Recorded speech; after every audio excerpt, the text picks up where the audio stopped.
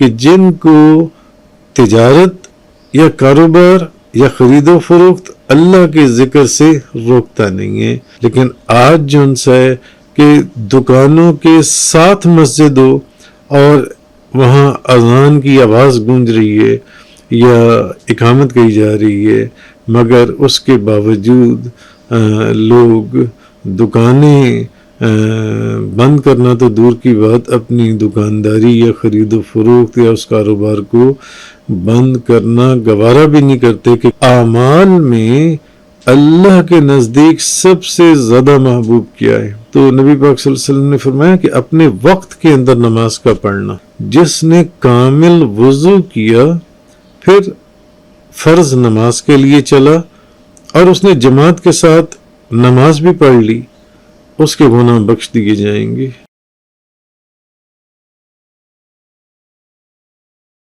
رجال لا تلهيهم تجارة ولا بيع عن ذكر الله وإقام الصلاة وإيتاء الزكاة يخافون يوما تتقلب فيه القلوب والأبصار ليجزيهم الله أحسن ما عملوا ويزيدهم من فضله واللہ یرزق من یشاء بغیر حساب. وہ مرد جن کو تجارت اور خرید و فروخت اللہ کے ذکر اور نماز پڑھنے اور زکوٰۃ ادا کرنے سے غافل نہیں کرتی، وہ اس دن سے ڈرتے رہتے ہیں جس میں دل الٹ پلٹ جائیں گے، دل الٹ جائیں گی اور آنکھیں. لیجزیہم اللہ احسن ما عملوا ویزیدہم من فضلہ واللہ یرزق من یشاء بغیر حساب، تاکہ اللہ ان کو ان کے بہترین کاموں کی جزا دے اور اپنے فضل سے انہیں زیادہ عطا فرمائے، اور اللہ جس کو چاہے بے حساب رزق عطا فرماتا ہے. واللہ یرزق من یشاء بغیر حساب، اللہ جس کو چاہے بے حساب رزق عطا فرماتا ہے. اچھا، اب یہاں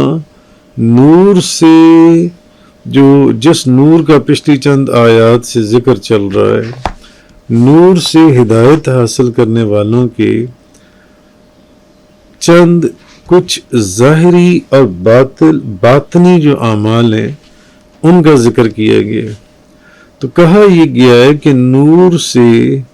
ہدایت حاصل کرنے والے وہ مرد نے جنہیں تجارت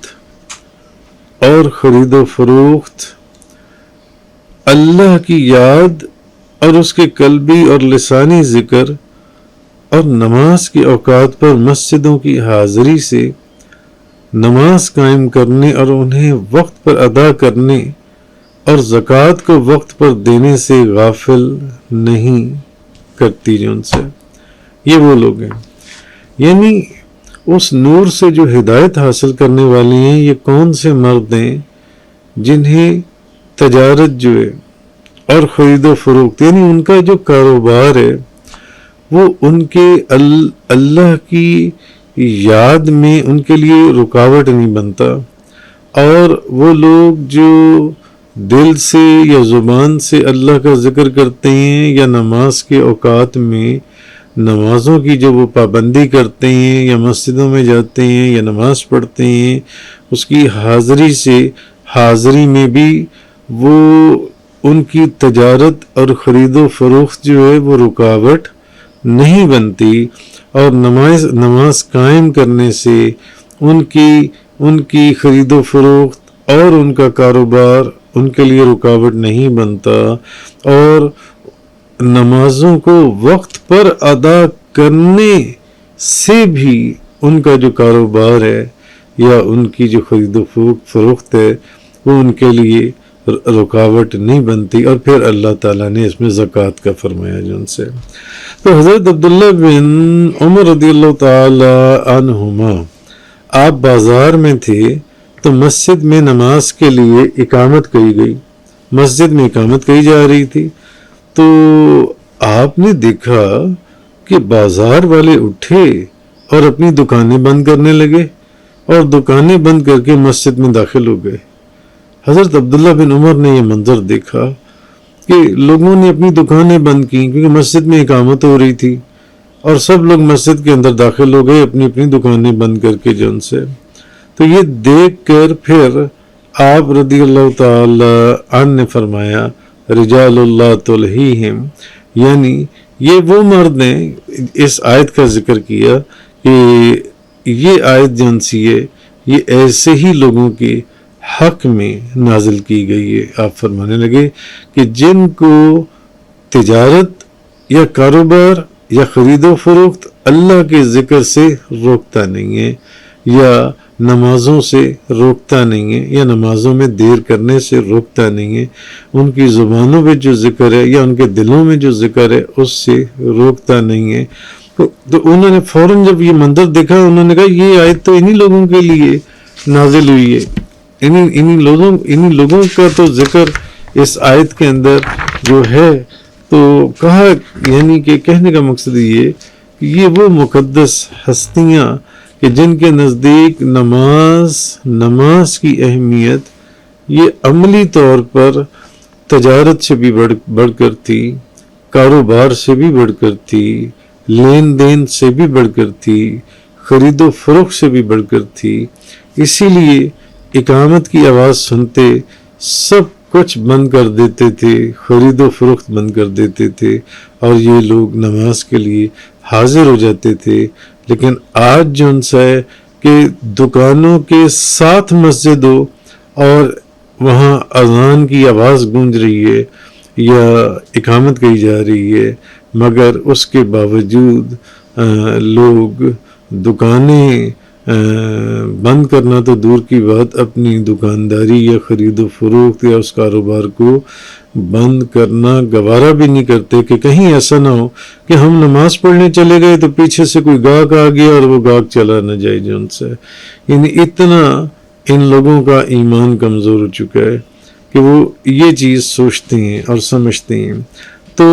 حضرت عبداللہ بن مسعود رضی اللہ تعالی عنہ فرماتے ہیں کہ میں نے رسول اللہ صلی اللہ علیہ وسلم سے سوال کیا، میں نے کہا یا رسول اللہ، اعمال میں اللہ کے نزدیک سب سے زیادہ محبوب کیا ہے؟ اللہ کے نزدیک سب سے زیادہ محبوب چیز کیا ہے؟ تو نبی پاک صلی اللہ علیہ وسلم سب سے زیادہ، تو نبی پاک صلی اللہ علیہ وسلم نے فرمایا کہ اپنے وقت کے اندر نماز کا پڑھنا، اپنے وقت کے اندر نماز کا پڑھنا یہ اللہ کے نزدیک سب سے زیادہ محبوب عمل ہے۔ حضرت عثمان غنی رضی اللہ تعالی عنہ جنسی ہیں، آپ سے روایت ہے کہ نبی پاک صلی اللہ علیہ وسلم نے فرمایا جس نے کامل وضو کیا پھر فرض نماز کے لیے چلا اور اس نے جماعت کے ساتھ نماز بھی پڑھ لی، اس کے گناہ بخش دیے جائیں گے۔ نبی پاک صلی اللہ علیہ وسلم کی حدیث ہے۔ اور حضرت ابو ہریرہ رضی اللہ تعالی عنہ سے روایت ہے کہ تاجدار رسالت، تاجدار دو جہاں، شخص سوار لامکاں، نبی کریم صلی اللہ علیہ وسلم نے فرمایا منافقوں کے اوپر جو سب سے زیادہ بھاری نماز ہے وہ عشاء کی نماز ہے یا فجر کی نماز ہے، اور اگر وہ جانتے کہ ان دونوں نمازوں میں کیا ہے تو وہ گھسٹتے ہوئے آتے، بے شک میں نے ارادہ کیا کہ نماز قائم کرنے کا حکم دوں، پھر کسی کو حکم فرماؤں کہ لوگوں کو نماز پڑھائے، اور میں اپنے ساتھ کچھ لوگوں کو جن کے پاس لکڑیوں کے گٹھے ہوں ان کے پاس لے کر جاؤں جو نماز میں حاضر نہیں ہوتے، جو نماز کے لیے نہیں آتے، اور ان کے گھر ان پر آگ سے جلا دوں۔ یہ نبی کریم صلی اللہ علیہ وسلم نے فرمایا۔ تو کہنے کا مقصد یہ ہے کہ اصل چیز جو سی ہے وہ یہی ہے کہ اچھا اب یہ بھی کہ اس آیت کے اندر مردوں کا ذکر کیا گیا ہے، عورتوں کا ذکر نہیں کیا گیا، تو اس کی وجہ یہ ہے کہ عورتوں پر جمعہ یا جماعت کے ساتھ باقی جو دیگر نمازیں ہیں ان کی ادائیگی کے لیے مسجد میں حاضر ہونا لازم نہیں ہے۔ اس لیے اس آیت میں مردوں کا ذکر کیا گیا، عورتوں کا ذکر نہیں کیا گیا، کیونکہ عورت کے لیے گھر میں نماز پڑھنا زیادہ فضیلت کا حامل ہے۔ چنانچہ حضرت عبداللہ بن مسعود رضی اللہ تعالیٰ عنہ سے روایت ہے کہ رسول اللہ صلی اللہ علیہ وسلم نے فرمایا، عورت کا دالان یعنی بڑے کمرے میں نماز پڑھنا صحن میں نماز پڑھنے سے بہتر ہے، اور کوٹھڑی کے اندر نماز پڑھنا دالان میں نماز پڑھنے سے بھی زیادہ بہتر ہے۔ یہ ڈرتے ہیں، یعنی اس آیت کی ابتدا میں جن مردوں کے اعمال ذکر فرمائے ان کے بارے میں ارشاد فرمایا کہ وہ اس دن سے ڈرتے ہیں جس میں دل اور آنکھیں پلٹ دی جائیں گی۔ یہ ڈرتے ہیں دل اور آنکھیں الٹ دی جائیں گی۔ یہ وہ فرما بردار بندے ہیں جو ذکر اور اللہ کی اطاعت نہایت ہر وقت تیار رہتے ہیں، اور اپنی اللہ نے جس جس چیز کا حکم دیا اس عبادت میں یہ لوگ سرگرم رہتے ہیں۔ اس حسن عمل کے باوجود، اس کے باوجود کہ وہ نماز کو وقت میں پڑھتے ہیں، زکوٰۃ کو ادا کرتے ہیں، وہ اس دن سے ڈرتے ہیں اور سمجھتے ہیں کہ اس کے باوجود یہ وہ لوگ ہیں جو کہتے ہیں کہ ہم نے پھر بھی جو ہمارے اوپر اللہ کی عبادت کا حق تھا، ہم نے وہ اللہ کی عبادت کا حق ادا نہیں کیا۔ تو اصل میں قیامت کے دن کا ایک حال بتایا گیا کہ اس دن دل اور آنکھیں پلٹ جائیں گی، اور بعض مفسرین نے فرمایا کہ دلوں کا الٹ جانا یہ ہے کہ اتنا خوف ہوگا اس دن، قیامت والے دن، کہ شدت خوف اور ایک بے چینی سے دل الٹ کر گلے تک چڑھ جائیں گے، اور نہ باہر نکلیں گے نہ نیچے اتریں گے، اور آنکھیں اوپر چڑھ جائیں گی۔ اور یہ بھی کہا گیا کہ یا اس کا پھر یہ معنی ہے کہ کفار کے جو کفر و شرک سے ایمان و یقین کی طرف پلٹ جائیں گے، کفار کے جو دل نے وہ کفر و شرک سے ایمان اور یقین کی طرف، اور آنکھوں سے پردے اٹھ جائیں گے اس دن جو ان سے۔ تو اب اللہ نے ان کو بدلہ تو دینے لیجزیہم اللہ، تاکہ اللہ انہیں بدلہ دے۔ تو اللہ کے مقبول بندے ان نیک کاموں میں اس لیے مشغول ہوتے ہیں تاکہ اللہ انہیں ان کے نیک اعمال کا ثواب عطا کرے۔ وہ اللہ کی رضا چاہتے ہیں، اگر نماز پڑھتے ہیں، روزہ رکھتے ہیں، زکوٰۃ دیتے ہیں، حج کرتے ہیں، تو اس لیے کہ ان کو اللہ ان کو اس کی جزا، اس کا اجر، اس کا ثواب عطا فرمائے جو ان سے، بلکہ اللہ تعالیٰ اپنے فضل سے انہیں مزید بھی عطا کرے گا۔ اور اللہ نے کیا فرمایا کہ اللہ تعالیٰ جس سے چاہتا ہے بے حساب رزق عطا فرماتا ہے، بے حساب رزق اللہ تعالیٰ عطا فرماتا ہے۔ اچھا، اب اس میں جو زکوٰۃ کا بیان کیا، زکوٰۃ کا پہلے درجنوں دروس کے اندر بہت تفصیل سے ذکر غور چکا جن سے، تو بہرحال کہ یہاں میں صرف ایک حدیث نبی پاک صلی اللہ علیہ وسلم کی میں آپ سے عرض کر دوں کہ نبی پاک صلی اللہ علیہ وسلم نے فرمایا، جس نے اپنے مال کی زکوٰۃ ادا کر دی تو بے شک اس کے مال کا شر اس سے چلا گیا۔ جس نے اپنے مال کی زکوٰۃ ادا کر دی، اب اس کے مال کا شر ختم ہو گیا جن سے، وہ اس سے چلا جائے گا جن سے۔ بہرحال یہ چیز اس کے اندر فرمائی گئی ہے جن سی۔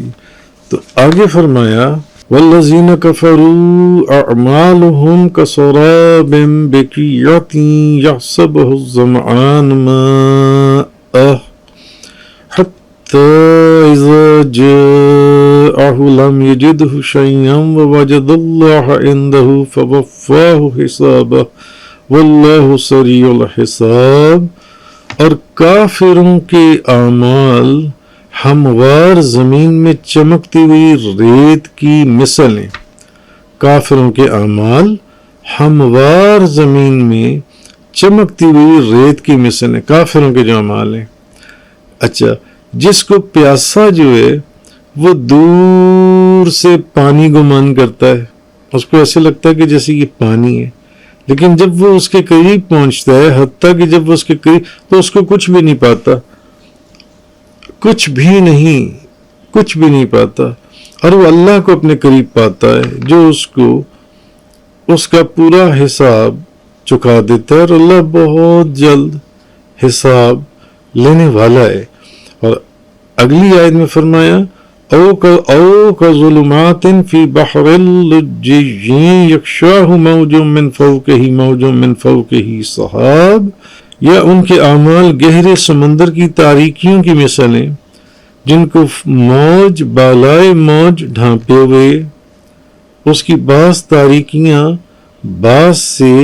زیادہ ہیں، ظلمات بعضها فوق بعض اذا اخرج يده لم يكد يراها ومن لم يجعل الله له نورا فما له من نور، جب کوئی اپنا ہاتھ نکالے تو اس کو دیکھ نہ سکے، اور جس کے لیے اللہ نور نہ بنائے تو اس کے لیے کوئی نور نہیں ہے، کوئی نور جن سے وہ نہیں ہے۔ اب یہاں پر کس کی مثال دی گئی ہے؟ یعنی کافروں کے جو اعمال ہیں وہ ایسی ہیں جیسے کسی بیابان میں دھوپ میں پانی کی طرح چمکنے والی ریت ہو۔ کبھی آپ بیابان میں جائیں تو دور آپ کو ریت جو ہے وہ ایسے لگے گی جیسے وہاں پانی کا کوئی تالاب ہو، یا پانی کی کوئی نہر ہو، یا پانی ہے وہاں پر جن سے۔ تو اللہ پاک نے یہاں مثال یہ دی کہ کافروں کے اعمال ایسے ہیں جیسے کسی بیابان میں دھوپ میں پانی کی طرح چمکنے والی ریت ہو، تو پیاسا آدمی اسے پانی سمجھتا ہے، مگر جب وہ اس کے پاس پہنچتا ہے تو اسے کچھ بھی نہیں پاتا، اسے کچھ نہیں ملتا جان سے۔ اور ہاں، اس وقت وہ اللہ کو اپنے قریب پائے گا تو اللہ اسے اس کا پورا حساب دے گا، اور اللہ جلد حساب کر لینے والا ہے جان سے۔ تو اب پچھلی آیات میں تو اللہ تعالیٰ نے ایمان والوں کے حالات بیان فرمائے، اب یہاں کافروں کے بارے میں بیان فرمایا کہ کافر لوگ جو ہیں یہ آخرت میں سخت نقصان اور خسارے کا شکار ہوں گے، اور دنیا میں بھی انہیں طرح طرح کی تاریکیوں اور ظلمتوں کا سامنا ہوگا۔ تو یہاں جو مثال دی گئی ہے وہ مثال یہ ہے کہ کافروں کے جو ظاہری طور پر بعض کافروں کے بڑے بڑے اچھے ظاہری اعمال ہیں کہ جناب وہ تو یہ بھی کرتے ہیں، یہ اتنا پیسہ ادھر چیریٹی میں دے دیا، ادھر فلانا کر دیا۔ تو کفار کے جو ظاہری اچھے اعمال کی جو مثال ہے وہ جو مرضی کر گزریں وہ ایسی ہے، قرآن کریم نے کہا جیسے کسی بیابان میں دھوپ میں پانی کی طرح چمکنے والی ریت ہو۔ پیاسا آدمی اسے پانی سمجھ کر دور سے چلتا ہے، اور جب وہاں پہنچتا ہے تو پانی کا نام و نشان نہیں ہوتا، وہاں تو وہی دھوپ اور ریت ہی پڑی ہوئی ہے۔ اب وہ سخت مایوس ہوتا ہے، ایک تو پہلے ہی پیاسا تھا، پیاس سے مر رہا تھا، مگر اب جب وہاں پہنچا تو وہاں پانی ہے ہی نہیں، وہاں تو وہ ریت ہے۔ تو ایسے ہی کافر جو ہے یہ اپنے خیال میں نیکیاں کرتا ہے، نیکیاں کر رہا ہے اور کرتا ہے، سمجھتا ہے کہ اللہ سے اس کا ثواب اس کو مل جائے گا، مگر جب وہ میدان قیامت میں پہنچے گا تو ثواب نہیں ملے گا، ثواب بلکہ ایک عظیم اور زبردست عذاب کے اندر مبتلا ہو جائے گا۔ اس وقت اس کی حسرت اور اس کا غم اس پیاس سے کئی ہزار گنا زیادہ ہوگی جب یہ اس میدان میں پہنچے گا، جس میدان میں جو ان سے جب اس کو پتہ چلے گا کہ اب میں عذاب عظیم کے اندر گرفتار ہو چکا ہوں۔ تو اصل چیز یہ ہاں اس میں یہ آیت ہے کفار کے لیے، مگر یہاں پر مسلمانوں کے لیے بھی ایک عبرت اور نصیحت ہے، جو اللہ تعالیٰ کی دی ہوئی جو نعمتوں کو اس کے حکم کی نافرمانی اور مخالفت کرنے میں صرف کرتے ہیں۔